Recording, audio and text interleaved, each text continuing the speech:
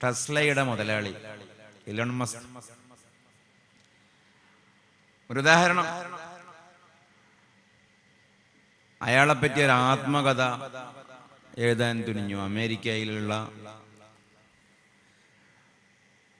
ചരിത്രകാരൻ.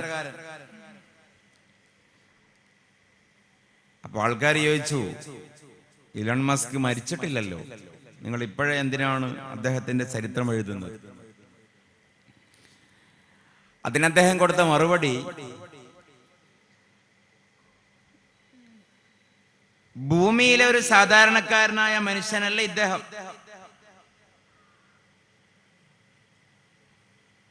He is either an alien or a companion of alien. ഇതാണ് ആ statement. Elon Musk ഒന്നുകിൽ അന്യഗ്രഹ ജീവിയാണ്, അല്ലെങ്കിൽ അന്യഗ്രഹ ജീവിയോട് മിണ്ടുന്ന, സംസാരിക്കുന്ന അന്യഗ്രഹ ജീവിയുടെ ഒരു സുഹൃത്താണ്. കാരണം എന്താ? സാധാരണക്കാര് ചിന്തിക്കാത്ത കാര്യങ്ങളാണ് അദ്ദേഹം ചിന്തിക്കുന്നത്, സാധാരണക്കാര് പറയാത്ത കാര്യങ്ങളാണ് അദ്ദേഹം പറയുന്നത്. ബഹിരാകാശത്തേക്ക് ടൂറ് പോവുക, അന്യഗ്രഹം, അവിടെ പോയി റിയൽ എസ്റ്റേറ്റ് കച്ചവടം നടത്തുക, അദ്ദേഹത്തിന്റെ സ്വപ്നങ്ങൾ മനസ്സിലാവുന്ന ഭാഷയിലേക്ക് മാറ്റിയ ഇതൊക്കെ ഇദ്ദേഹത്തിന്റെ തലയിൽ ഒരിക്കലും വരുന്നൊരു ആശയമല്ല. ഇദ്ദേഹത്തോട് ഏതെങ്കിലും അന്യഗ്രഹ ജീവികൾ പറഞ്ഞു കൊടുക്കുന്നതാവണം എന്ന ഒരു തത്വത്തെ 2025 ലോകം അംഗീകരിക്കുന്നു. അസാധാരണമായ കാര്യങ്ങൾ പറയുകയും ചിന്തിക്കുകയും ചെയ്യുന്ന മനുഷ്യന്മാരോട് ഭൂമിക്ക് വെളിയിലുള്ള ഏതെങ്കിലും ഇതരഗ്രഹ ജീവികൾ സംസാരിക്കുന്നുണ്ട് എന്ന് ലോകത്തെ ഏറ്റവും സാങ്കേതികമായ പുരോഗതി പ്രാപിച്ച രാജ്യത്തിന്റെ ഒരു പൊതുബോധമാണ്. പറക്കും തളിക വരുന്നുണ്ട് എന്നാണ് അവരുടെ വിശ്വാസം, അമേരിക്കക്കാരുടെ വിശ്വാസം, ഭൂമിയിലുള്ളവരോട് സംസാരിക്കാൻ. ചിലപ്പോഴൊക്കെ വിമാനത്താവളങ്ങളിൽ സമയത്തിൽ റീഷെഡ്യൂളിംഗ് പോലും വരുത്താറുണ്ട് നമ്മളിത് സംസാരിക്കുന്ന കാലത്ത്. ഇതിനെന്നറിയോ? ഇതേതെങ്കിലും ആഫ്രിക്കൻ രാജ്യത്തിലുള്ള അന്ധവിശ്വാസത്തിന്റെ കഥയല്ല ഞാൻ ഈ പറയുന്നത്, അമേരിക്കയിലെ കഥയാണ്. അന്യഗ്രഹ ജീവികൾ പറക്കും തളികയിൽ ഭൂമിയിലുള്ളവരോട് സംസാരിക്കാൻ വരുമെന്നുള്ള പ്രവചനങ്ങളെ മുൻനിർത്തിയിട്ട് നവാദോ ട്രയാങ്കിൾ, പ്രോഹിബിറ്റഡ് 51 ഏരിയ, ആ ഭാഗങ്ങൾ ശ്രദ്ധിക്കുന്നവർക്കറിയാം. ചുരുക്കത്തിൽ അസാധാരണമായ കാര്യങ്ങൾ പറയുകയും ചിന്തിക്കുകയും ചെയ്യുന്ന ആളുകൾ, അവരോട് ആകാശത്ത് നിന്ന് ആരോ വന്ന് സംസാരിക്കുന്നുണ്ട് എന്ന് ഈ കേവലം നമ്മളെപ്പോലുള്ള ഒരു മനുഷ്യൻ മാത്രമായി ഇലോൺ മസ്ക്. അദ്ദേഹത്തിന് ഭാവി അറിയില്ല, ഭൂതം അറിയില്ല, വർത്തമാനകാലം അറിയില്ല. നമ്മളെ പോലെ തന്നെ പരിമിതികളുണ്ട്. അദ്ദേഹം വിചാരിക്കാത്ത രീതിയിൽ പൈസ കിട്ടിയിട്ടുണ്ട്, അതുകൊണ്ട് അദ്ദേഹം പലതും ചെയ്യുന്നു എന്ന് മാത്രം. അങ്ങനെയുള്ള ഒരു മനുഷ്യനെ കുറിച്ച് പോലും ഈ ധാരണ ലോകത്തിന് വെച്ച് പുലർത്താമെങ്കിൽ, ഏത് ധാരണ? ഭൂമിക്ക് വെളിയിൽ നിന്ന് ആരോ വന്ന് ഇദ്ദേഹത്തോട് സംസാരിക്കുന്നുണ്ട് എന്ന് വിശ്വസിക്കാമെങ്കിൽ, 2000 കൊല്ലം കഴിഞ്ഞാൽ ഭൂമിയിൽ സംഭവിക്കുന്ന കാര്യം പ്രവചിച്ച് ശരിപ്പെടുത്തിയ, 3000 കൊല്ലം മുമ്പ് ഭൂമിയിൽ സംഭവിച്ച ചരിത്രം വിശദീകരിച്ച് ശരിയാണെന്ന് ബോധ്യമായ പുണ്യ നബി സല്ലല്ലാഹു അലൈഹി വസല്ലമയോടും ഭൂമിയുടെ വെളിയിലുള്ള, ഭൂമിയുടെ പുറത്തുള്ള ഏതെങ്കിലും ഒരു ജീവസാന്നിധ്യം സംസാരിക്കുന്നുണ്ട് എന്ന് തന്നെയല്ലേ വരിക? യുക്തിയിൽ 1500 കൊല്ലം കഴിഞ്ഞാൽ എൻ്റെ ഈ ഓലമേഞ്ഞ പള്ളി കൊട്ടാരമാകുമെന്ന് പ്രവാചകൻ പറയണമെങ്കിൽ, ഈത്തപ്പനയുടെ തണ്ട് തൂണാക്കി ഈത്തപ്പന ഓല മേൽക്കൂരയാക്കിയ, മഴ പെയ്താൽ ചോർന്നൊലിക്കുന്ന ഒരു കൂരയിൽ ഇരുന്നു കൊണ്ട് ലിമനിൽ കസ്റുൽ അബിയദു ഹാദാ, എന്റെ ഈ വെള്ളക്കൊട്ടാരം ആരതാണ് ഈ വെള്ളക്കൊട്ടാരം എന്ന് ദജ്ജാൽ ചോദിക്കുമെന്ന് പ്രവാചകൻ പറയണമെങ്കിൽ, പ്രവാചകനോട് മലക്ക് മിണ്ടണം, എങ്കിലത് പറയാൻ കഴിയൂ. അറേബ്യ മുഴുവനും പച്ചപ്പും പൂന്തോട്ടവും നദികളുമാകുന്നത് വരെ ലാ തഖൂമു സ്സഅ, ഹത്താ യഊദ അർദുൽ അറബി അൻഹാറൻ വമുറൂജ എന്ന് പറയണമെങ്കിൽ മലക്ക് സംസാരിച്ച മനുഷ്യനെ അത് പറയാൻ കഴിയും. അന്ത്യനാളാകുമ്പോ, അവസാന കാലം ആകുമ്പോ, സയഅതി സമാനുൻ അലന്നാസ് യതകാറബു ഫീഹി സമാൻ, സമയങ്ങൾ അവസാന കാലത്ത് അടുത്തടുത്ത് കൺജസ്റ്റഡ് ആവും. ഫതകൂനു സനതു കശ്ശഹർ, കൊല്ലം മാസം പോലെ തീർന്നു പോകും. വയകൂനു ശഹ്റു കൽ ജുമുഅ, മാസം ആഴ്ച പോലെ തീരും. ഫതകൂനുൽ ജുമുഅതു കൽ യൗം, ആഴ്ച ദിവസം പോലെ തീരും. വയകൂനുൽ യൗമു കസ്സഅ, ദിവസം മണിക്കൂർ പോലെ തീരും. ഫതകൂനു സഅതു കതർഫത്തിൽ ഐൻ, മണിക്കൂർ ഇമജിമ്മും വേഗതയിലും പോകുമെന്ന് പറയണമെങ്കിൽ മലക്ക് മിണ്ടിയ ഒരു മനുഷ്യനെ പറയാൻ കഴിയൂ. സാധാരണക്കാർക്ക് അത് പറയാൻ കഴിയില്ല. കേവലം പറഞ്ഞങ്ങ് പോയി എന്നുള്ളതല്ല, നമ്മൾ അനുഭവിക്കുന്നു എന്നുള്ളതാണ്. പുണ്യ നബി പറഞ്ഞ ഒരു ഹദീസും പുലരാതെ ബാക്കിയില്ല, ഒന്നും പുലരാതെ ബാക്കിയില്ല. നൂറുകണക്കിന് ഹദീസുകൾ. അപ്പൊ ഞാൻ ആമുഖമായി പറഞ്ഞത് അൽ ഇസ്ലാം, ഇസ്ലാം എന്ന് പറഞ്ഞാൽ അത്തസ്ദീഖ് ബിമാ ജാഅ ബിഹി നബിയു സല്ലല്ലാഹു അലൈഹി വസല്ലം എന്നാണ് എന്ന് നാം വിശ്വസിക്കുന്നതിന്റെ കാര്യം സ്വമേധയാ ഒന്നും പറഞ്ഞിട്ടില്ല. അള്ളാഹു മലക്കിനെ അയച്ചിട്ട്, ജിബ്രീൽ അലൈഹിസ്സലാമിനെ അയച്ചിട്ട് പ്രവാചകന് പറഞ്ഞു കൊടുത്തതാണ്. അന്ത്യനാൾ വരെ ഒരു മനുഷ്യൻ, അത് സ്ത്രീയാകട്ടെ പുരുഷനാകട്ടെ, കുടുംബത്തിന്റെ അകത്താകട്ടെ, കുടുംബ ജീവിതമാകട്ടെ, സാമൂഹിക ജീവിതമാകട്ടെ, ലോകവീക്ഷണമാകട്ടെ, പ്രായോഗികമായ കാര്യമാകട്ടെ, ഇനി അതല്ല സൈദ്ധാന്തികമായ തലമാകട്ടെ, എന്താണെങ്കിലും ഈ പ്രവാചകൻ പഠിപ്പിച്ച ഇസ്ലാം സമഗ്രമാണ്. മഗ്‌രിബിന് ശേഷം ഇൻഷാ അല്ലാഹ് നമുക്ക് തുടരാം. പ്രായോഗികമായ നിങ്ങൾ കൂടി ഇടപെടുമ്പോഴേ എനിക്ക് ഈ വിഷയത്തിന്റെ ഒരു ഘടന എങ്ങോട്ടേക്ക് കൊണ്ടുപോകണമെന്ന് മനസ്സിലാവുള്ളൂ. നിങ്ങൾ അങ്ങനെ ഇടപെടുന്നില്ലെങ്കിൽ ഞാൻ എൻ്റെതായ ഒരു വഴിക്ക് ഒരു 5 കുറച്ച് ഇന്നത്തെ സംശയങ്ങളും മറുപടി എന്നുള്ള രീതിയിൽ കൂടി പറഞ്ഞുകൊണ്ട് നമുക്ക് വൈൻഡപ്പാക്കാം. ഒരിടവേളയിൽ നമുക്ക് മഗ്‌രിബിന് വേണ്ടി നിർത്താം. സല്ലല്ലാഹു അലൈഹി മുഹമ്മദ് സല്ലല്ലാഹു അലൈഹി വസല്ലം. ഇൻഷാ അല്ലാഹ് കാണാം.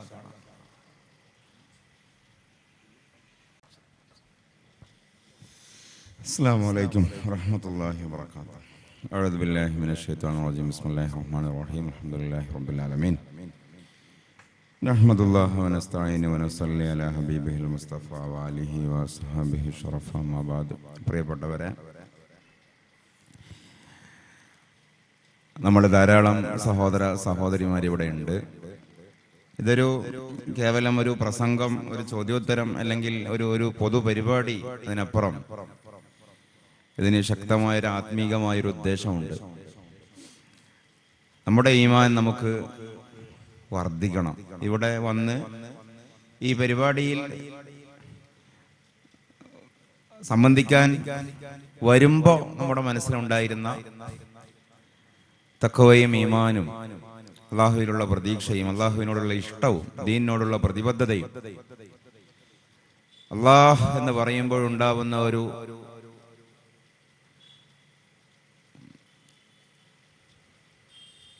ആവേശവും ഇവിടുന്ന് പോകുമ്പോൾ അതിനേക്കാൾ ഉണ്ടാകണം. വരുമ്പോഴുണ്ടായിരുന്നതിനേക്കാൾ കൂടുതൽ ഉണ്ടാകണം. അങ്ങനെയാണെങ്കിൽ ഈ പരിപാടി ജയിച്ചു. അത് ഒരാൾക്കാണെങ്കിലും ജയിച്ചു. ഒരാൾക്ക്, ഇനി ഒരാൾക്ക് അങ്ങനെ ആകുന്നില്ല, ആരാൾക്കാണെങ്കിലും ജയിച്ചു. ഈ ശബ്ദം, ഈ ലൈറ്റ്, ഈ സ്റ്റേജ്, ഈ അധ്വാനം, ബഹുമാനപ്പെട്ട പ്രസിഡന്റ് പറഞ്ഞു, നിയാസ്ക പറഞ്ഞു, പലരും പറഞ്ഞു, മാസങ്ങളുടെ ആഴ്ചകളുടെ അധ്വാനമാണ്. ധാരാളം സംഘാടകർ, ചെയർമാൻ, കൺവീനർ, ഇതിന്റെ ഒപ്പം നിൽക്കുന്ന ആളുകൾ, ഉസ്താദുമാർ, ഈ മാസത്തെ അധ്വാനം ജയിച്ചു. ലഅൻ യഹ്ദിയല്ലാഹു ബിക റജുലൻ വാഹിദൻ ഖൈറുൽ ലക മിനദ് ദുനിയ വമാ ഫിഹാ എന്ന് സയ്യിദന മുഹമ്മദുൻ റസൂലുള്ളാഹി സ്വല്ലല്ലാഹു അലൈഹി വസല്ലം അലി ഇബ്നു അബീ ത്വാലിബ് റളിയല്ലാഹു അൻഹുവിനോട് പറയുകയുണ്ട്. താങ്കൾ കാരണത്താൽ ഒരു മനുഷ്യന് സന്മാർഗം ലഭിക്കുക എന്നുള്ളത്, താങ്കൾ കാരണം ഒരു മനുഷ്യന് സന്മാർഗം ലഭിക്കുക എന്നുള്ളത് ഈ ഐഹിക ലോകത്തെക്കാളും അതിലുള്ള സർവ്വതിനേക്കാളും അലി താങ്കൾക്ക് ഉത്തമമാണ് എന്നാണ് പറഞ്ഞത്. അപ്പൊ അതുകൊണ്ട് അള്ളാഹു നമ്മുടെ ഈമാൻ വർദ്ധിപ്പിച്ച് നൽകട്ടെ എന്ന് ദുആ ചെയ്യുകയാണ്. ഇവിടെ വന്നിരിക്കുന്ന എല്ലാ ആളുകളും ഒരുപാട് മരണപ്പെട്ടവരാണ്. ഉപ്പ മരിച്ച ആളുകൾ, ഉമ്മ മരിച്ച ആളുകൾ, ഉപ്പയും ഉമ്മയും മരണപ്പെട്ടവർ, പാപ്പ മരണപ്പെട്ടവർ, ഉമ്മാമ മരണപ്പെട്ടവർ. ഇവിടെ അങ്ങനെ തന്നെയല്ലേ പറയാ. ധാരാളം ആളുകൾ മരണപ്പെട്ടവർ. അവരുടെ മക്കളാണ് നമ്മൾ, പേരക്കുട്ടികളാണ് നമ്മൾ. അവർക്കൊക്കെ അള്ളാഹു മർഹമത്തും മഗ്ഫിറത്തും പ്രദാനം ചെയ്യട്ടെ. നിങ്ങളിൽ നിന്ന് മരണപ്പെട്ടവരെ നിയ്യത്ത് വെക്കുക. ഒരു ഫാത്തിഹ ഓതിയിട്ട് നമുക്ക് രണ്ടാമത് തുടങ്ങാം. ആരുടെയൊക്കെ ഹദ്റത്തിലേക്കാണോ നിയ്യത്ത് വെക്കുന്നത് അവരുടെയൊക്കെ ഹദ്റത്തിലേക്ക് നിങ്ങൾ മനസ്സിൽ വെക്കുക. ഞാൻ എൻ്റെ ഒരു 7, 8, 9 മാസം മുമ്പ് മരണപ്പെട്ട എൻ്റെ ഉപ്പയാണ് ഞാൻ നിയ്യത്ത് വെക്കുന്നത്. നിങ്ങളെ ഉപ്പാനെ നിയ്യത്ത് വെക്കണം. നിങ്ങളെ ഉപ്പമാരെയും നിങ്ങളെ ഉമ്മമാരെയും നിങ്ങളിൽ നിന്ന് മരണപ്പെട്ടവരെ ഞാനും മനസ്സിൽ കരുതിയിട്ട് അൽ ഫാത്തിഹ. അഊദു ബില്ലാഹി മിനശ് ശൈത്വാനിർ റജീം. ബിസ്മില്ലാഹിർ റഹ്മാനിർ റഹീം. അൽഹംദുലില്ലാഹി റബ്ബിൽ ആലമീനിർ റഹ്മാനിർ റഹീം മാലികി യൗമിദ്ദീൻ. ഇയ്യാക നഅ്ബുദു വ ഇയ്യാക നസ്തഈൻ. ഇഹ്ദിനസ് സിറാത്തൽ മുസ്തഖീം സിറാത്തൽ ലദീന അൻഅംത അലൈഹിം ഗൈറിൽ മഗ്ളൂബി അലൈഹിം വലദ്ദാലിൻ. ആമീൻ. നമുക്ക് എങ്ങനെയാണ് അള്ളാഹുവിനെ നിഷേധിക്കാനാവുക? അള്ളാഹു ഇല്ല എന്ന് പറയുന്ന ആളുകൾ ഭൂമിയിലുണ്ട്. പക്ഷെ അള്ളാഹു ഉണ്ട് എന്ന് ആരെങ്കിലും പറഞ്ഞതിന് ശേഷമേ ഇല്ല എന്ന് പറയേണ്ടി വരികയുള്ളൂ, അല്ലേ? ഈ ഭൂമിയിൽ ആദ്യം ഉണ്ടായ വാദം അള്ളാഹു ഉണ്ട് എന്നുള്ളതാണ്. ഉണ്ട് എന്നുള്ള ഒരു വിശ്വാസവും വാദവും നിലനിൽക്കുമ്പോഴേ ഇല്ല എന്നതിനെ നിഷേധിക്കുന്ന ഒരു ബോധം പ്രസക്താവുന്നുള്ളൂ. അത് ഏത് കാര്യം അങ്ങനെ തന്നെയല്ലേ. നമ്മുടെ കയ്യിൽ ഒരു സാധനം ഉണ്ട് എന്ന് നമ്മൾ പറഞ്ഞാലല്ലേ മറ്റൊരാൾക്ക് നിഷേധിക്കാൻ സ്കോപ്പുള്ളൂ. അപ്പോ ലാ ഇലാഹ ഇല്ലല്ലാഹ്, ആരാധ്യനക്കർഹൻ സത്യാരാധ്യനായിട്ട് അള്ളാഹു മാത്രമേ ഉള്ളൂ. അള്ളാഹു ഹഖുൻ, അള്ളാഹു മൗജൂദുൻ, അള്ളാഹു ഉള്ളവനാണ്, അള്ളാഹു ഉണ്ട് എന്ന് പറയുന്ന ഒരു മഹായാഥാർത്ഥ്യം, ഈ പ്രാപഞ്ചികമായ സത്യം, അതിനേക്കാൾ വലിയൊരു സത്യം പ്രപഞ്ചത്തിലില്ല. അള്ളാഹുവിനേക്കാൾ വലിയൊരു സത്യം പ്രപഞ്ചത്തിലില്ല. അള്ളാഹു ഉണ്ട് എന്നുള്ള വാദം ലോകത്ത് വന്നതിന് ശേഷമേ അള്ളാഹു ഇല്ല എന്നുള്ള വാദം വന്നിട്ടുള്ളൂ എന്ന് ഞാൻ പറഞ്ഞതിന്റെ താല്പര്യം, ആദ്യത്തെ മനുഷ്യന്റെ അകത്ത് പോലും ഉണ്ടായിരുന്ന ബോധമാണ് ഇതിനൊരു പ്രപഞ്ചത്തിനൊരു പടച്ചവൻ ഉണ്ടാവണം എന്നുള്ളത്. പ്രപഞ്ചത്തിനൊരു പടച്ചവനില്ല, ലോക സ്വയം സ്വമേധയാ ഉണ്ടായതാണ്, അല്ലെങ്കിൽ എങ്ങനെയോ ഉണ്ടായതാണ്, അറിയില്ല എന്നൊക്കെ പറയുന്ന ആളുകൾ ഓരോന്നിനും കൃത്യമായ വിശദീകരണം തരേണ്ടി വരും. നോക്കൂ, അള്ളാഹുവിനെ മനസ്സിലാക്കാൻ ഒരു ഉദാഹരണം പറഞ്ഞുകൊണ്ട് പറയാമെന്ന് കരുതിയതാണ്. ഈ പ്രപഞ്ചത്തിന്റെ, ഈ പ്രകൃതിയുടെ താളം അത് വെറുതെ ഉണ്ടാകുമോ?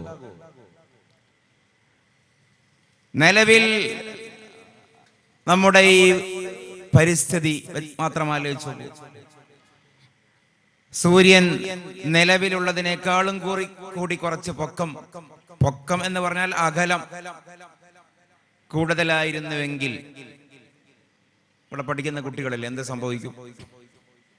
ഭൂമി മുഴുവനും ഐസായി പോകുമായിരുന്നു. ഒന്നുകൂടി അകലത്തായിരുന്നുവെങ്കിലോ മുഴുവനും കരിഞ്ഞു പോകുമായിരുന്നു. നിലാവ്, ചന്ദ്രൻ നിലവിലുള്ളതിനേക്കാൾ ഒന്നുകൂടി അകലത്താണെങ്കിൽ ഭൂമിയിൽ മുഴുവനും വേലി ഇറക്കായിരിക്കും. കടല് താഴ്ന്ന് പോയി ഭൗമോപരിതലത്തിൽ ഒരു തുള്ളി വെള്ളം കിട്ടില്ല. നിലവിലുള്ളതിനേക്കാൾ ചന്ദ്രൻ കുറച്ചുകൂടി അടുത്താണെങ്കിലോ ഭൂമിയിൽ മുഴുവനും വേലി ഏറ്റായിരിക്കും. ഒരു കര കിട്ടില്ല, മുഴുവനും വെള്ളമായിരിക്കും, കടല് മാത്രമായിരിക്കും. ഭൂമിയുടെ ചെരിവ് 23 ഡിഗ്രി ചെരിഞ്ഞിട്ടാണ് ഭൂമി നിൽക്കുന്നത്. ഭൂമി നേരെ കുത്തനെ വടക്കോട്ടേക്ക് പൊങ്ങി നിൽക്കുകയല്ല. ചെരിഞ്ഞിട്ടാണ് നിൽക്കുന്നത്. ആ ചെരിവ് കൊണ്ടാണ് ഭൂമിയിൽ കാലാവസ്ഥാ വ്യതിയാനങ്ങൾ, ഋതുഭേദങ്ങൾ ഉണ്ടാവുന്നത്. ഭൂമിയിലേക്ക് വരുന്ന കൊമേറ്റ്സ്, എന്താ പറയാ, ഉൽക്കകൾ, അതേപോലെ കൊള്ളിമീനുകൾ, സ്കൈലാബുകൾ, മുദന്നബാസ്, വാൽനക്ഷത്രങ്ങൾ, ഭൂമിയെ തന്നെ തകർക്കുവാൻ മാത്രം ശക്തിയുള്ള കനമുള്ള ആകാശ വസ്തുക്കളെ മുഴുവനും പിടിച്ചു നിർത്തുന്ന, അതിനെ ബ്ലോക്ക് ചെയ്യുന്ന തരത്തിൽ മെർക്കുറി, വേറൊരു നക്ഷത്രം ഭൂമിക്ക് കവചമൊരുക്കുന്നു. ഇതൊക്കെ വെറുതെ സംഭവിക്കുമെന്നാണോ പറയുന്നത്? ഇതൊക്കെ വെറുതെ സംഭവിക്കും എന്ന് ലോകത്താരെങ്കിലും പറയൂ? രണ്ട് സാധ്യതയാണുള്ളത്. അതൊക്കെ വെറുതെ സംഭവിക്കുന്നു, ഇനി ആസൂത്രണത്തിന്റെ അടിസ്ഥാനത്തിൽ സംഭവിക്കുന്നു. വലിയ സൈദ്ധാന്തികമായ ചർച്ചയൊന്നും വേണ്ട. ഈ അടുക്കി വെച്ച കസേരകൾ സ്വമേധയാ ഇങ്ങനെ ഡിസൈൻ ചെയ്യപ്പെട്ടതാണോ, ഇനി അതല്ല സംഘാടകരെ നിരത്തിയിട്ടതാണോ എന്നൊരാലോചനയിൽ എന്തേ മനസ്സിൽ വരൂ? സംഘാടകരെ നിരത്തിയിട്ടതാണെന്നേ വരുള്ളൂ. ഒക്കെ സ്വമേധയാ യാദൃശ്ചികമായിട്ട് ആക്സിഡന്റലി സംഭവിക്കുകയാണെങ്കിൽ അങ്ങനെ ഒരു ഊഹം, അങ്ങനെ ഒരു ചർച്ചക്ക് പോലും പ്രസക്തിയില്ല. എന്തൊക്കെ സംഭവിക്കണം? ഒരു കാറ്റടിക്കണം, ഈ മൈതാനിയിലുള്ള കടലാസുകളും ഇലകളും ഒക്കെ ആകാശത്തേക്ക് പൊങ്ങണം, എന്നിട്ടത് കൂടിച്ചേരണം, സ്വമേധയാ അത് പ്ലാസ്റ്റിക് ആവണം, ഫൈബർ ആവണം, അത് ഒരു ഹെലികോപ്റ്ററായി മാറണം, വിമാനമായി മാറണം, സ്വമേധയാ അത് പറന്നുയരണം. അതൊക്കെ സംഭവിക്കണം. ജസ്റ്റ് എക്സാമ്പിൾ, എന്തൊക്കെ നമുക്ക് ഭൂമിയിൽ നാം കാണാത്ത, സംഭവിക്കാത്ത കാര്യങ്ങളുണ്ടോ അതൊക്കെ ഇവിടെ നടക്കണം. എന്തുകൊണ്ട് നടക്കുന്നില്ല? അങ്ങനെ ആരും നടത്തുന്നില്ല. അപ്പൊ നിലാവ് ഭൂമിയിൽ നിന്ന് ഇത്ര കിലോമീറ്റർ മുകളിൽ തന്നെ ഉണ്ടാവണം. സൂര്യൻ ഇത്ര അകലത്തിലാണ് ഉണ്ടാവേണ്ടത്. ഇതിന്റെ ഈ ഒരു അതിമനോഹരമായി പാറ്റേണിക് ഘടന മനുഷ്യന്റെ ശരീരവും പ്രകൃതിയുടെ താളവും ആവശ്യമെന്ത് അതിനനുസരിച്ച് കൊണ്ടാണ് സപ്ലൈ വരുന്നത്. ഇതൊക്കെ വെറുതെ സംഭവിക്കുമോ? ഭൂമിയിൽ മാത്രമാണ് കണ്ടെത്തപ്പെട്ടതനുസരിച്ച് കൊണ്ട് ജീവനുള്ളത്, ജീവന്റെ സാന്നിധ്യമുള്ളത്. ജീവികൾ ഏറ്റവും ആവശ്യം ശ്വസനവായുവാണ്. ഭൂമിയുടെ അന്തരീക്ഷത്തിൽ ഏറ്റവും ഉള്ളത് വായു തന്നെയാണ്. പിന്നെയാണ് ആവശ്യം വെള്ളം. ഭൂമിയിൽ വായു കഴിഞ്ഞാൽ പിന്നെ ഉള്ളത് വെള്ളമാണ്. വായുവും വെള്ളവും കഴിഞ്ഞാലാണ് മനുഷ്യന് അന്നം, ഭക്ഷണ പദാർത്ഥങ്ങൾ ആവശ്യമായിട്ടുള്ളത്. വായുവും വെള്ളവും കഴിഞ്ഞിട്ടാണ് പിന്നെ കരയുള്ളത്. കരയിലാണ് പിന്നെ നാം കൃഷി ഇറക്കുന്നതും തിന്നുന്നതും വേട്ടയാടുന്നതും ജീവിക്കുന്നതും ഒക്കെ. ഇപ്പൊ ഡിമാൻഡിനനുസരിച്ച് കൊണ്ടുള്ള സപ്ലൈ എന്ന് പറയും. ഇതും വെറുതെ സംഭവിക്കും. ഒരു കാര്യം ഈ പ്രകൃതിയിൽ ഉണ്ടാവണമെങ്കിൽ സൂക്ഷ്മമായ കുറെ കാര്യങ്ങൾ നടക്കണം. ഇതാ മഴ ചാറുന്നു. എത്ര വലിയ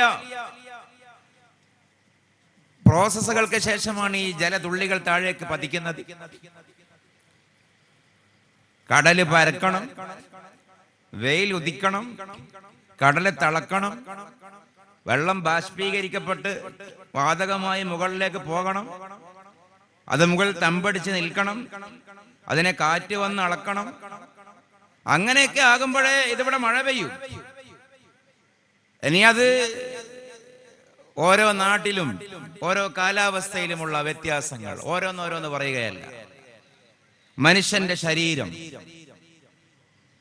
അതിമനോഹരമായ ശരീരം, ഏറ്റവും അഴകാർന്ന ശരീരം. ഞാനിത് പറയുമ്പോൾ എൻ്റെ വാക്കുകൾ നിങ്ങൾ കേൾക്കുന്നത്, എനിക്ക് പറയാൻ പറ്റുന്നത്, എൻ്റെ തൊള്ളയിൽ ഉമിനീര് പൊടിയുന്നത്, ഈ ഉമിനീര് മാത്രം ആലോചിച്ച് നോക്കൂ. എൻ്റെ വായയിൽ ഈ ഉമിനീര് പൊടിയുന്നില്ലായിരുന്നുവെങ്കിൽ ഒരു 30 സെക്കൻഡ് നേരത്തേക്ക് ഈ ഷുഗറൊക്കെ ഡൗൺ ആയാൽ ഉള്ളൊരവസ്ഥയുണ്ടല്ലോ. അടികൊണ്ട് ചത്ത പാമ്പിനെ പോലുണ്ടാകും വായയിലെ നാവ്, വരണ്ടുപോകും. ഇടത്തോട്ടേക്കും വലത്തോട്ടേക്കും ചായാതെ ചെരിയാതെ നമ്മുടെ വായയിൽ ഇപ്പൊ ഞാനിട്ട് അലക്കുന്ന, സംസാരിക്കാൻ വേണ്ടി നിഷ്പ്രയാസം ഞാൻ ചലിപ്പിക്കുന്ന എന്റെ നാവ് 1 കിൻഡൽ കനം, അതിലേറെ ഭാരം എനിക്ക് തോന്നും. എനിക്ക് പൊങ്ങില്ല, എൻ്റെ നാവ് എനിക്ക് പൊങ്ങില്ല. ഒറ്റ കാരണമേ ഉള്ളൂ, നാവ് ഉണങ്ങിപ്പോയി. ഞാൻ അറിയാതെ ഉമനീര് പൊടിയുകയാണ്, ഒരു ചെലവും കൊടുക്കാതെ. ഈ ഗ്രൈൻഡറൊക്കെ വരുന്നതിന് മുമ്പ് ഈ നാടൻ അമ്മിയില്ലേ, നാടൻ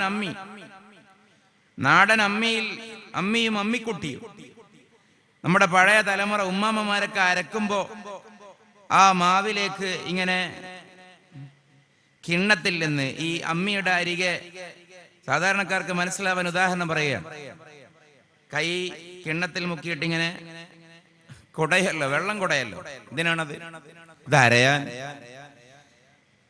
ഇത് പൊടിഞ്ഞു പോവരുത്, ദോശക്കുള്ള മാവായിട്ട് കിട്ടണം. അതിനു വേണ്ടിയാണ് ഗ്രൈൻഡറിൽ നാം ഓൾറെഡി വെള്ളം ഒഴിക്കുകയാണ്. നാം ഇത് ചവച്ചരക്കുന്ന സാധനം ഡയജഷന് പാകപ്പെട്ട രീതിയിലാവാൻ എന്തൊക്കെ, കേവലം ഉമനീര് മാത്രമല്ല, താഴോട്ട് പോകുമ്പോൾ അത് ദഹിപ്പിക്കാൻ ആവശ്യമായി എന്തൊക്കെ ജനറേറ്റ് ചെയ്യപ്പെടുന്നു. ഇനി ഉമനീര് പൊടിയുന്ന നാവിൽ നിന്ന് ഒരു വിരല് കൊണ്ട് സൂക്ഷ്മമായി നഖം കൊണ്ട് നമ്മൾ നാവുമ്മലൊന്നും അരുതിയാൽ, യാ അല്ലാഹ്, ഒന്നിങ്ങ് മാന്തിയാൽ പിന്നെ ഉമനീരല്ല വരുന്നത്, ചോരയാണ്. ഒരു തൊലിയുടെ വ്യത്യാസമില്ല, ഒരു സൂക്ഷ്മ സ്ഥലം, ഒരു ചർമ്മം പോലുമില്ല, കാണത്തക്ക നിലയിൽ ഒരു ചർമ്മം പോലുമില്ല. നാം ഉമനീര് പൊടിയുന്ന കേന്ദ്രത്തിൽ നഖം കൊണ്ടൊന്ന് കോറിയാൽ ശക്തമായിട്ടൊന്നും മാന്തണ്ട, പിന്നെ വരുന്നത് ചോരയാണ്. ഈ രക്തത്തിനും ഉമനീരിനും ഇടയിലുള്ള വ്യത്യാസം എത്ര കലാത്മകമാണ്, എത്ര കരവിരുതാണ്, സൃഷ്ടി വൈഭവമാണ്. ശ്വാസോച്ഛ്വാസം. ഉറങ്ങുമ്പോ ഏതെങ്കിലും ഹാർട്ട് പണിമുടക്കിയാൽ ആരെങ്കിലും ഉണരുവോ? നമ്മൾ അറിയാതെ, നമ്മൾ അറിഞ്ഞുകൊണ്ട് ചെയ്യേണ്ട സംഗതിയും അള്ളാഹു ശരീഅത്തിൽ വെച്ചു, അറിയാതെ ചെയ്യേണ്ടതും വെച്ചു. പക്ഷെ അതിന്റെ ഒരു വൃത്തി, അറിയാണ്ട് ചെയ്യേണ്ടതൊക്കെ അള്ളാഹു പ്രകൃത്യാ ചെയ്യിപ്പിക്കുകയാണ്.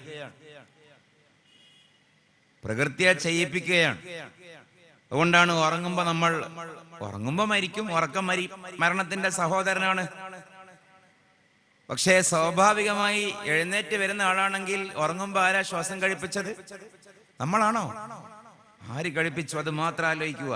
ഉറങ്ങുമ്പോ ആര് ശ്വാസം കഴിപ്പിച്ചു? ആർക്കാണ് ബോധമുള്ളത്? അതിനേക്കാളും മനോഹരമായൊരു കർമ്മം നടക്കുന്നുണ്ട്. ഉറങ്ങുമ്പോ കണ്ണടഞ്ഞു പോകുന്നു. ഉറങ്ങുമ്പോൾ കണ്ണടഞ്ഞു പോകുന്നു. കണ്ണ് തുറന്നുകൊണ്ടാണ് ഉറങ്ങുന്നതെങ്കിൽ വളരെ ചർമ്മം, വളരെ സൂക്ഷ്മമായ, സെൻസേഷണലായ കണ്ണിന്റെ അകത്തേക്ക് എന്തൊക്കെ പോകും? ബ്ലാങ്കറ്റിൽ നിന്ന്, വിരിപ്പിൽ നിന്ന്, പുതപ്പിൽ നിന്ന്, മച്ചിൽ നിന്ന്, അന്തരീക്ഷത്തിൽ നിന്ന് എന്തൊക്കെ കണ്ണിലേക്ക് പൊടി തവിടുകളായി വീഴും. ശരീരത്തിൽ മറ്റൊരു അന്യ വസ്തുവിനെ കണ്ണിനെ പോലെ ഉൾക്കൊള്ളാൻ പറ്റാത്ത വേറെ അവയവയില്ല. അപ്പോ ഒരാൾ ഉറങ്ങുകയാണെങ്കിൽ ഓട്ടോമാറ്റിക്കലി കണ്ണ് കൂമ്പിപ്പോവുകയാണ്. ഉണരുന്നത് വരെ ഈ കണ്ണിന് പ്രൊട്ടക്ഷൻ അള്ളാഹു ഏറ്റെടുക്കുകയാണ്. അതുകൊണ്ടാണ് പുണ്യ റസൂൽ കരീം സല്ലല്ലാഹു അലൈഹി വസല്ലം പറയുന്നത്, മൻ അറഫ നഫ്സഹു അറഫ റബ്ബഹു. അള്ളാഹിനെ മനസ്സിലാക്കാൻ അവനവനെ മനസ്സിലാക്കിയാൽ മതി. അത് ശരീരത്തിന്റെ ഉപാപചയ പ്രവർത്തനങ്ങൾ മാത്രമല്ല, ഒരു വ്യക്തിത്വത്തെ, മനസ്സിനെ, ആത്മാവിനെ, വിചാരത്തെ, ബോധത്തെ, സെൻസിനെ, തലച്ചോറിനെ, എന്തൊക്കെയുണ്ട് അതിനെ മുഴുവനും ഒരാൾ മനസ്സിലാക്കിയാൽ അയാൾ അള്ളാഹുവിനെ മനസ്സിലാക്കി. ഇപ്പൊ ഈ അള്ളാഹുവിനെ നിഷേധിക്കുക എന്നൊക്കെ പറയുന്നതിനെ ഒരു ഫാഷനാക്കി കൊണ്ട് നടക്കുന്ന ഇത്തരം ചെറുപ്പക്കാരൊന്നും നമ്മുടെ നാട്ടിലില്ല. പക്ഷെ അവരെയൊക്കെ ഒരുപക്ഷെ നിങ്ങൾ സോഷ്യൽ മീഡിയയിലൊക്കെ കാണുന്നുണ്ടാകും. മനസ്സിലാക്കുക, അതിനേക്കാളും വലിയൊരു വിഡ്ഢിത്തം ലോകത്തില്ല.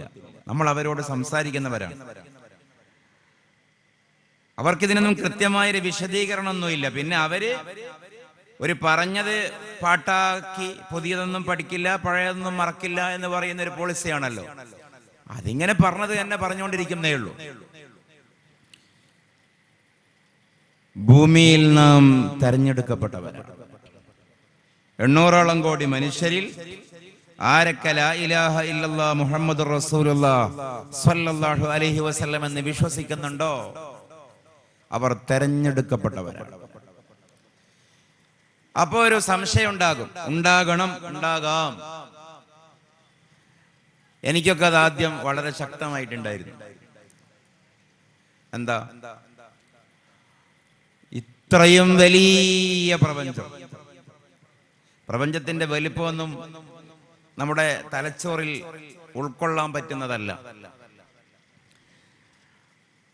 നമ്മളിത് എന്ന വാക്കിൽ ന എന്ന വാക്ക് ഞാൻ പറയുന്നതിന്റെയും ദ് എന്ന അക്ഷരം ഞാൻ മൊഴിയുന്നതിന്റെയും ഇടയിലുള്ള ഒരു സെക്കൻഡ് കൊണ്ട് ഈ പ്രപഞ്ചം ലക്ഷക്കണക്കിന് കിലോമീറ്റർ പിന്നെയും വലുതായി. അതാണ് ഈ പ്രപഞ്ചത്തിന്റെ ഒരു എക്സ്പാൻഷൻ. ഇതിന്റെ ഔട്ടർ സ്പേസിൽ വലുതായിക്കൊണ്ടേയിരിക്കുന്നു. കണക്കിൽ രേഖപ്പെടുത്താൻ പറ്റാതെ അത്രയും വലുതായിക്കൊണ്ടിരിക്കുന്നു. അങ്ങനെയുള്ള ഈ പ്രപഞ്ചത്തിലെ ചെറിയ ഒരു ഭാഗം മാത്രമാണ് മിൽക്കി വേ ഗാലക്സി. അതിന്റെ ഒരു ഭാഗം മാത്രമാണ് സൗരയുധം. അതിൽപ്പെട്ട ഒരു ചെറിയ തിനാപ്പടി ഗ്രഹമാണ് ഭൂമി. ഈ ഭൂമിയിൽ തന്നെ 1/3 മാത്രമാണ് കര. അതിലുള്ള കോടിക്കണക്കിന് ജീവവർഗങ്ങളിൽപ്പെട്ട ഒരു വർഗമാണ് മനുഷ്യൻ. ഈ മനുഷ്യന് മാത്രമാണോ ഈ ഇസ്ലാം ഉള്ളത്? നിരീശ്വരവാദികൾ, സ്വതന്ത്ര ചിന്തകർ, യുക്തിവാദികൾ, നമുക്കിടയിൽ സ്വതന്ത്ര ചിന്താ പ്രവണതയുള്ളവർ എല്ലാവരും ഗൗരവത്തിൽ മനസ്സിലാക്കേണ്ട അടിസ്ഥാനപരമായ യാഥാർത്ഥ്യം, ഇത് പൊതുവെ അധികം ചർച്ചയിൽ വരാത്തതാണ്. പക്ഷേ ഖുർആൻ ശക്തമായി പ്രമേയവൽക്കരിക്കുന്ന ഒരു സിദ്ധാന്തമാണ് ഞാൻ ഈ പറയുന്നത്. മനുഷ്യന് മാത്രമുള്ള ഒരു മതമല്ല ഇസ്ലാം. അങ്ങനെ ആരും വിശ്വസിക്കരുത്. അങ്ങനെയല്ല, അങ്ങനെ ഖുർആൻ പറഞ്ഞിട്ടേ ഇല്ല. മനുഷ്യന്റെ മതമല്ല ഇസ്ലാം. ഇസ്ലാം എന്ന് പറയുന്ന വിശാലമായ സമൂഹത്തിലെ ഒരംഗം മാത്രമാണ് മനുഷ്യൻ.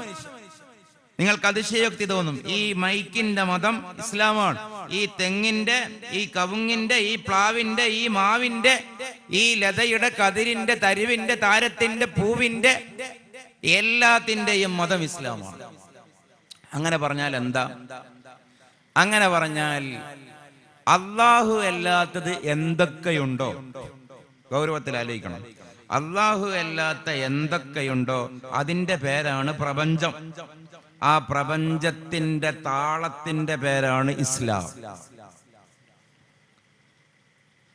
മരങ്ങൾ തസ്ബീഹ് ചൊല്ലുന്നു, നക്ഷത്രങ്ങൾ സുജൂദ് ചെയ്യുന്നു, പറവകൾ പ്രാർത്ഥിക്കുന്നു. ഇതൊക്കെ ഖുർആൻ പറയുന്നതല്ലേ?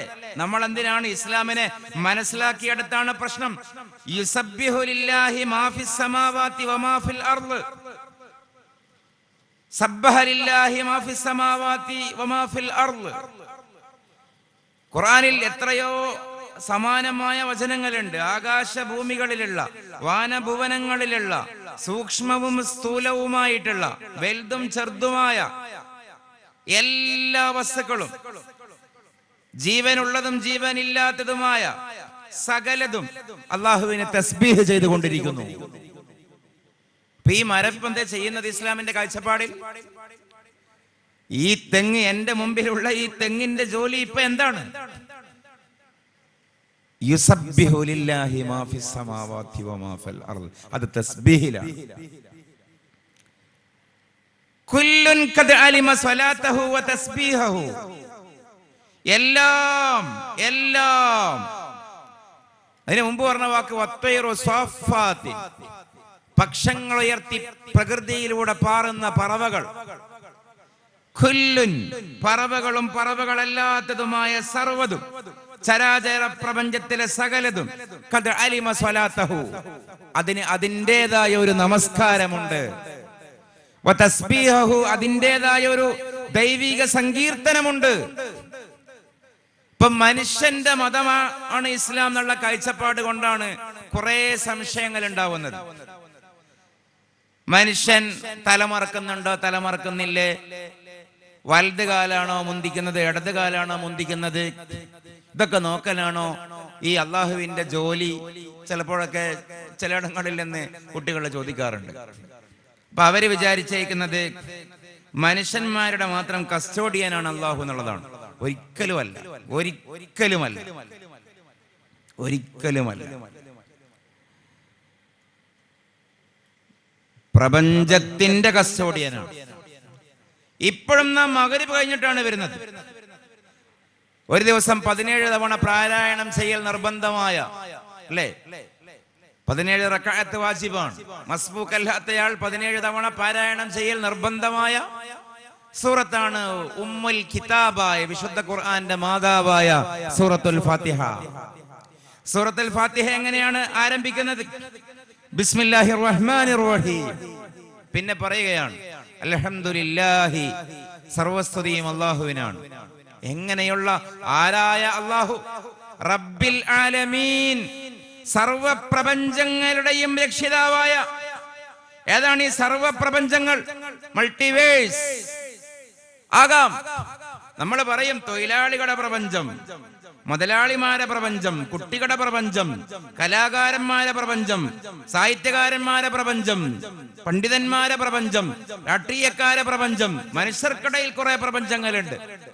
ജീവികൾക്കിടയിൽ പ്രപഞ്ചമുണ്ട്. മനുഷ്യന്റെ പ്രപഞ്ചം, ഉറുമ്പിന്റെ ലോകം പറയാറില്ലേ, പക്ഷികളുടെ ലോകം, മൃഗങ്ങളുടെ ലോകം, സിംഹത്തിന്റെ ലോകം, ആനയുടെ ലോകം, കടുവയുടെ ലോകം, പറവയുടെ ലോകം, പിന്നെയോ നക്ഷത്രങ്ങളുടെ ലോകം, ഗ്രഹങ്ങളുടെ ലോകം, ഉപഗ്രഹങ്ങളുടെ ലോകം, താരാപഥങ്ങളുടെ ലോകം, ആകാശലോകം, വാനലോകം, പ്രാപഞ്ചിക ലോകം.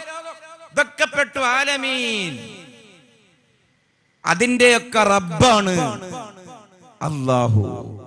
അല്ലാതെ എന്റെയും നിന്റെയും നമ്മുടെയും നിങ്ങളുടെയും നാഥന്റെ പേര് മാത്രമല്ല അല്ലാഹു. പൂച്ചയുടെ ഇലാഹിന്റെ പേരാണ് അല്ലാഹു. പുലിയുടെ ഇലാഹിന്റെ പേരാണ് അല്ലാഹു. തുടങ്ങി നീലത്തിമിംഗലത്തിന്റെ നാഥന്റെ പേരാണ് അല്ലാഹു. പോയി സൗരയുധത്തിന്റെ ഉടമസ്ഥന്റെ പേരാണ് അല്ലാഹു. കയറി ഗാലക്സിയുടെ ഉടമസ്ഥന്റെ പേരാണ് അല്ലാഹു. അതിലും മീതെ പ്രപഞ്ചത്തിന്റെ നാഥന്റെ പേരാണ് അല്ലാഹു. ആ അല്ലാഹുവിന്റെ ജോലി എന്താണ്? മനുഷ്യനെ നോക്കൽ മാത്രമല്ല. ഞാൻ ഇത് പറഞ്ഞതിനെ അറിയോ? ഇസ്ലാം ഒരു വലിയ കൺസെപ്റ്റാണ്, ഒരു ചെറിയ സാധനമല്ല. പ്രാപഞ്ചിക വീക്ഷണം എന്ന് പറയും. ഇതിനോടൊരു ബഹുമാനം. അതുകൊണ്ടാണ് ഈ 21-ാം നൂറ്റാണ്ടിലും ഇത് സജീവമായി നിൽക്കുന്നത്. കഴിഞ്ഞ നൂറ്റാണ്ട് കുറെ ആള് പറഞ്ഞു ഈ നൂറ്റാണ്ടിൽ ഇത് ഉണ്ടാകൂല, ഈ നൂറ്റാണ്ടിൽ ഇത് ഉണ്ടാകൂല എന്ന് പറഞ്ഞ ആൾക്കാരും അവരെന്ന് ജീവിച്ച പ്രത്യയശാസ്ത്രവും ഈ നൂറ്റാണ്ടിലില്ല. ഇസ്ലാം ഇവിടെ ബാക്കിയാണ്. ശരിക്കും നിങ്ങൾ ഗൗരവത്തിൽ ആലോചിച്ച് നോക്കൂ. നമുക്ക് ആലോചിക്കേണ്ടതല്ലേ? ഇതല്ലേ നമ്മൾ ആലോചിക്കേണ്ടത്? രണ്ട് തത്വം നമുക്ക് ഒരിക്കലും നമ്മൾ മറക്കരുത്. ഒന്ന്, ഞാനിപ്പോ പറഞ്ഞു, ഞാൻ ഷോർട്ടാക്കുന്നു. ഒന്ന്, ഇസ്ലാം മനുഷ്യന്റെ മതമല്ല. മനുഷ്യന്റെ മതമല്ല മീൻസ് മനുഷ്യന്റെ മാത്രം മതമല്ല, പ്രപഞ്ചത്തിന്റെ മതമാണ്. രണ്ടാമത്തേത്, ഇസ്ലാം ആരംഭിക്കുന്നത് അഷ്റഫുൽ ഖൽഖ് മുഹമ്മദ് റസൂലുള്ളാഹി സ്വല്ലല്ലാഹു അലൈഹി വസല്ലം മുതലല്ല. ഇത് പൊതുസമൂഹം വെറുതെ തെറ്റിദ്ധരിക്കുകയാണ്. ഇസ്ലാമിന്റെ സ്ഥാപകനാണ് മുഹമ്മദ് നബി എന്ന് ഇപ്പോഴും ഇല്ലേ സ്കൂൾ പാഠപുസ്തകത്തിൽ? സല്ലല്ലാഹു അലൈഹി വസല്ലം ഇസ്ലാമിന്റെ സ്ഥാപകനല്ലല്ലോ. ഒന്നാമത്തെ മനുഷ്യനാണ്, മനുഷ്യരിലെ ഒന്നാമത്തെ മുസ്ലിം. ആന്ത്രോപോളജിക്കലി ഒന്നാമത്തെ ഹോമോസാപ്പിയനാണ് ഒന്നാമത്തെ മുസ്ലിം. ആ മനുഷ്യനെ നമ്മൾ സെമിറ്റിക്കലി പേരിട്ടു ആദം അലൈഹിസ്സലാം. മിൻ ആദമ ബദഅൽ ഇസ്ലാം.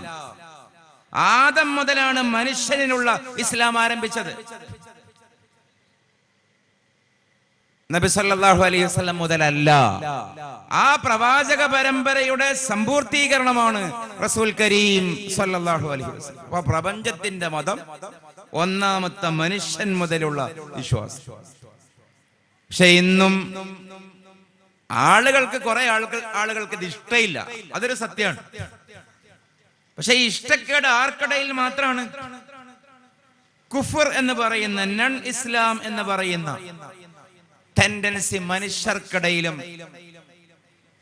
സമയമുണ്ട് നമുക്ക് വിശദീകരിക്കാം, ഭൂതങ്ങൾക്കിടയിലും മാത്രമാണ്. കുഫർ എന്ന് പറയുന്ന സാധനമുള്ളത് മനുഷ്യർക്കിടയിലും ഭൂതങ്ങൾക്കിടയിലും മാത്രമാണ്. ബാക്കി ഒന്നിന്റെ ഇടയിലും കുഫറില്ല. ഒക്കെ മുസ്ലിങ്ങളാണ്.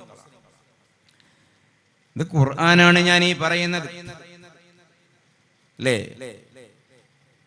എന്തിനും രണ്ട് കാരണങ്ങൾ ഉണ്ടാകും എന്നുള്ളതാണ്.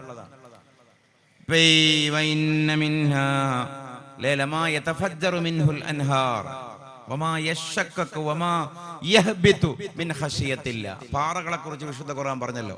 പാറകൾക്കിടയിൽ നിന്ന് അരുവി പൊടിയുന്ന പാറയുണ്ട്, പൊട്ടിപ്പിളരുന്ന പാറയുണ്ട്, മുകളിൽ നിന്ന് താഴോട്ട് ഉരുണ്ടു വരുന്ന പാറയുമുണ്ട്. എന്താ കാരണം പറഞ്ഞെന്നറിയോ?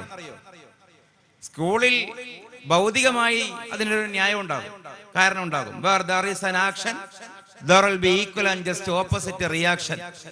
ചലന നിയമം, ജഡത്വ നിയമം. ഈ പീഠ അളകുന്നത് ഞാൻ അളക്കിയത് കൊണ്ടാണ്, തെങ്ങോല അളകുന്നത് കാറ്റ് വന്ന് ഇക്കിളിപ്പെടുത്തിയത് കൊണ്ടാണ്, ഇതാണ് പറയുന്നത്. പക്ഷെ അതിന് മതത്തിന്റെ കണ്ണിൽ അതിന് ഇല്ലത്ത് മാധ്യ എന്ന് പറയും. അത് മെറ്റീരിയൽ റീസൺ. പക്ഷെ അതിനൊരു ഇല്ലത്ത് റൂഹിയ ഉണ്ടാകും, ഒരു സ്പിരിച്വൽ റീസൺ. എന്താ അറിയോ? അത് തഹ്ലീലിൽ താളം പിടിക്കുന്നതാണ്. വെള്ളിയാഴ്ചരാവും തിങ്കളാഴ്ചരാവും പള്ളിയിൽ നാം അല്ലെങ്കിൽ നാം വ്യക്തി ജീവിതത്തിൽ തഹ്ലീൽ ചെല്ലുമ്പോൾ ഈ സിമെന്റിന്റെ സ്തൂപം പോലെയല്ലല്ലോ നമ്മൾ ചെല്ലാറുള്ളത്.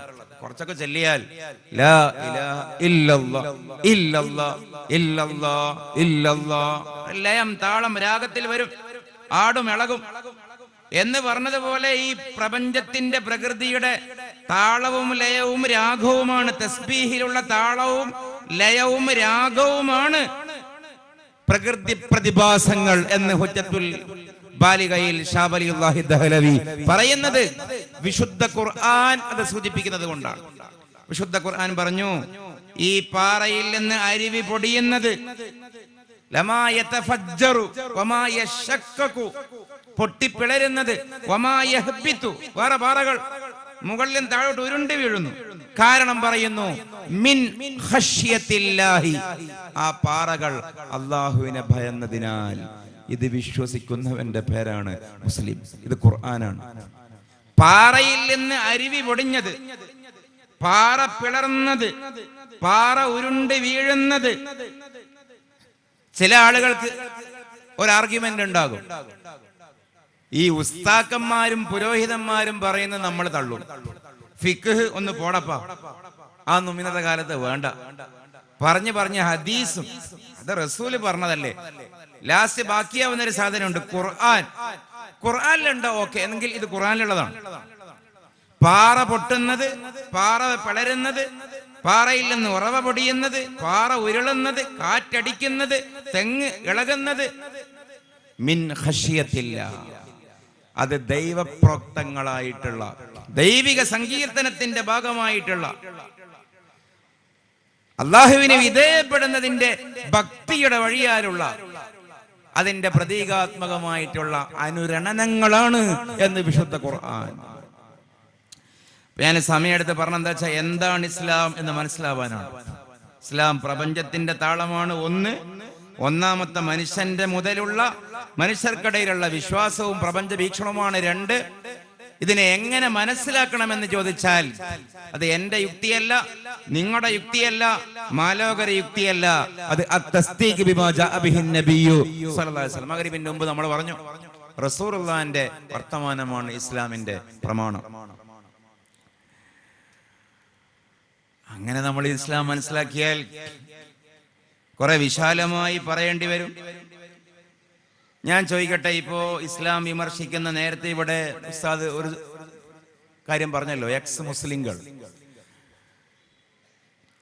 ആ വാക്ക് തന്നെ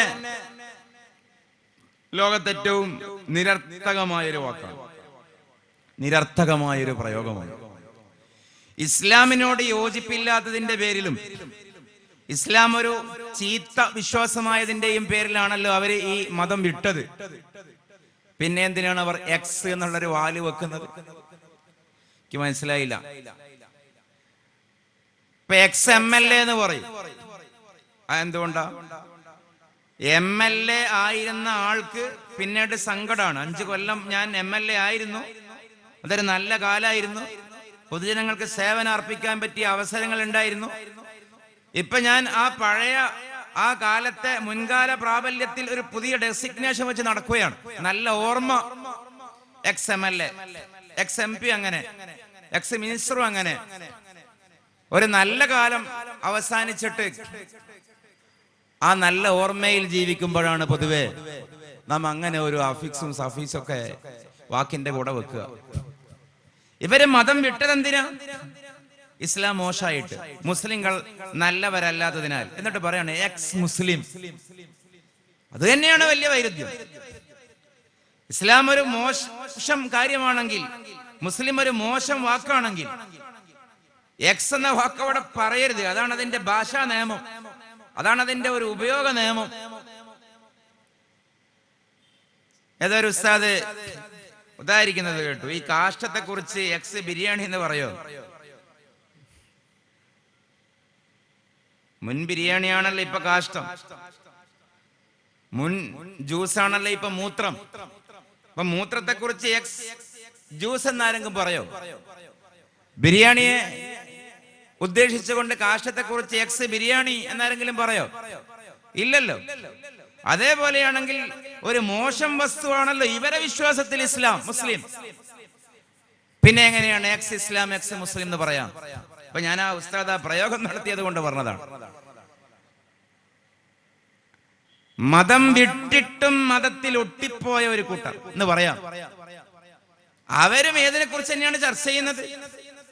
ഇസ്ലാമിനെ കുറിച്ച്. ഈ മഹത്തായ വേദിയിൽ അവരെ പേരൊന്നും നമ്മൾ പറയണ്ട, നിങ്ങൾ ഓർത്തോക്ക്, ഓരോരുത്തരെയും പേരോർത്തോക്കൂ.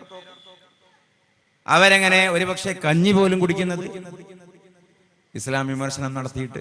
യൂട്യൂബ് വരുമാനം കിട്ടണം, ഫേസ്ബുക്ക് വരുമാനം കിട്ടണം, ലൈവ് നടത്തണം. ഇസ്ലാം ഇല്ലെങ്കിൽ അവർക്ക് പോലും സാമൂഹികമായൊരു പ്രസക്തിയില്ല. അവരുടെ പോലും സോഷ്യൽ ഡെസിഗ്നേഷന്റെ, സാമൂഹിക പദവിയുടെ, ഉപജീവന മാർഗത്തിന്റെ, ഇടപെടാനുള്ള അവസരത്തിന്റെ എല്ലാം കാരണം ഇസ്ലാമാണ്. 21ാം നൂറ്റാണ്ടിലും ഇസ്ലാം സജീവമാകുന്നതിന്റെ മറ്റൊരു വശം അവർക്ക് ഒഴിവാക്കാൻ പറ്റുന്നില്ല. ഇതിനെ ഒഴിവാക്കാനാവണ്ടേ? ഇതിനാണ് അവർക്ക് വേണ്ടെങ്കിൽ ഇതിന്റെ പിന്നാലെ കൂടുന്നത്.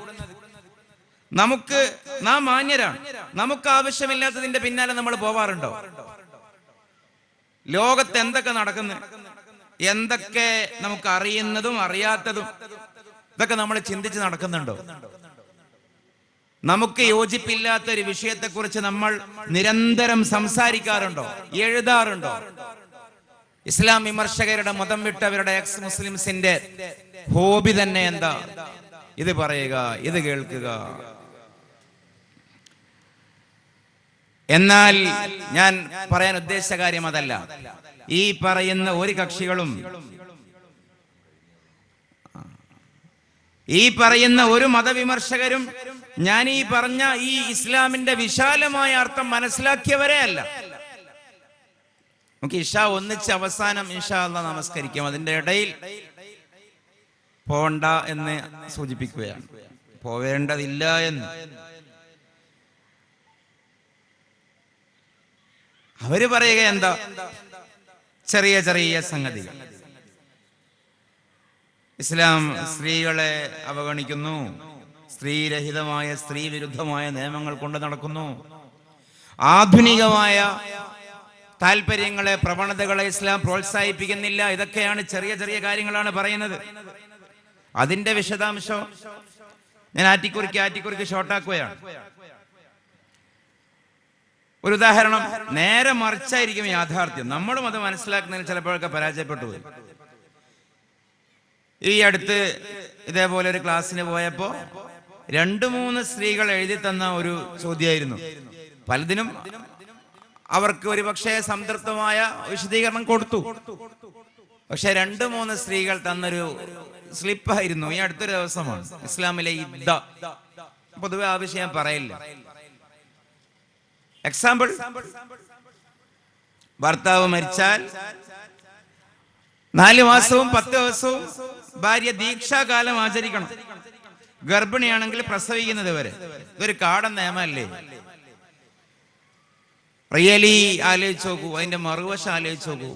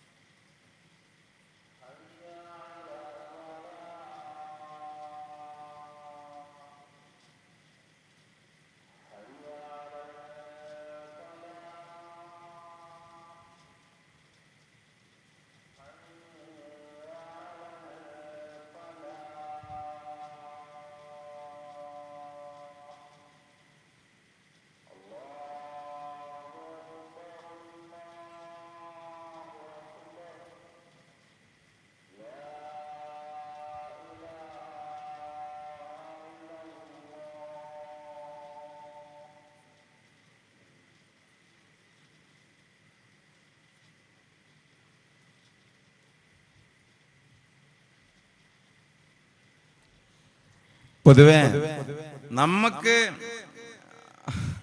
ജീവിതത്തിലൊരു നിരാശ, ഒരു ടെൻഷൻ ഉണ്ടായാൽ സ്വാഭാവികമായി നമ്മൾ എന്താ ചെയ്യുക? എല്ലാ ആളുകളും ചെയ്യുന്ന ഒരു പ്രവണതകളുണ്ട്. വിത്ഡ്രോവൽ സിൻഡ്രോംസ് എന്ന് പറയും. പിന്തിരി. ഫോണ് ഫ്ലൈറ്റ് മോഡാക്കും, ചിലപ്പോൾ സ്വിച്ച് ഓഫ് ആക്കും, ചിലപ്പോൾ ടോണ് മാറ്റിയിട്ട് സൈലന്റ് മോഡാക്കും. വീട്ടിലാരുമില്ല എന്ന് തോന്നിപ്പിക്കാൻ ഗേറ്റ് അടച്ചു വെക്കും, വാതിൽ പൂട്ടി വെക്കും. ഒരാൾ മരണപ്പെട്ടാലുള്ളതല്ല ഞാൻ പറയുന്നത്. നമുക്കൊരു സെറ്റ് ബാക്കിങ്സ് ലൈഫിലുണ്ടായി. കച്ചവടം പൊട്ടി, 50 ലക്ഷം റുപ്യ പോയി. അത് മുതൽ ഒരു പ്രണയ നൈരാശ്യം ഉണ്ടായി. ഇഷ്ടപ്പെട്ട പെണ്ണ് റീപ്ലൈ തരുന്നില്ല, ഇഷ്ടപ്പെട്ട ആണ് കണ്ടിട്ട് മൈൻഡ് ചെയ്യുന്നില്ല. ഉമ്മയോട് അല്ലെ ബാപ്പയോട് കുടുംബത്തോട് പിണങ്ങേണ്ടി വന്നു. ഓരോരുത്തർക്കും ഓരോരോ തിരിച്ചടികൾ, ഗൊമ്മിന്റെ കാരണങ്ങൾ.